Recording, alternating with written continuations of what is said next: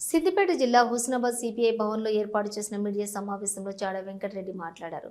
కొత్త ఆసుపత్రి నిర్మాణం పేరుతో ఇప్పుడు కొనసాగుతున్న హుస్నాబాద్ ప్రభుత్వ ఆసుపత్రి భవనాన్ని కూల్చివేయొద్దని సూచించారు.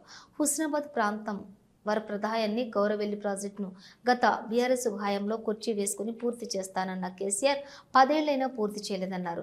ఇప్పుడు వచ్చిన మంత్రి పొన్నం ప్రభాకర్ కూడా 2 ఏళ్లు గడుస్తున్నప్పటికీ 437 కోట్లు తీసుకొచ్చా అంటున్నాడే కానీ ప్రాజెక్టు పనులు పూర్తి చేయడం లేదన్నారు.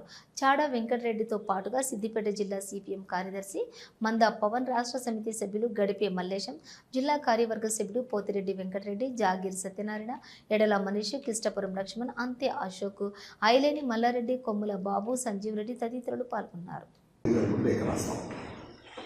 2007లో ఏంటంటే గడిపెళ్ళి 40%, గౌరవెల్లి అది అనవసరమా అవసరం అంటే నా దృష్టిలో అయితే, నా వ్యక్తిగత అభిప్రాయం అయితే అనవసరమే. అంత రిజర్వేషన్ సామర్థ్యం పెంచడం.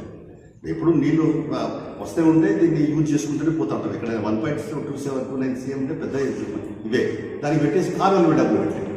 కేసీఆర్ చేసిన ఘనకార్యం ఏంటంటే ప్రాజెక్టు కట్టిండు, కాలుందామని ఇల్లు. ఇప్పుడేమో ఈ పొన్నం ప్రభాకర్ గారు చెప్పేది 437 కోట్లు మంజూరైనవి.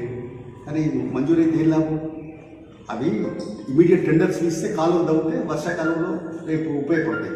ఇప్పుడు మీరు టెండర్లు ఎన్నో వెళ్తారు, భూసేకరణ ఎప్పుడు చేస్తారు, ఎప్పుడు పోతారు. భూసేకరణ రాణిస్తే దాన్ని లేట్ అయిపోతాం. అందుకని మేము 25వ తారీఖు నాడు 29 నాడు ఉదయం లెఫ్ట్ కెనాల్ ఏదైతుందో దాన్ని పూర్వపరాలు రైతులకు జరుగుతున్న ఇబ్బందులు, ఇక్కట్లు, తర్వాత అవన్నీ కూడా పరిశీలించాలని ఇప్పుడే అనుకున్నాం.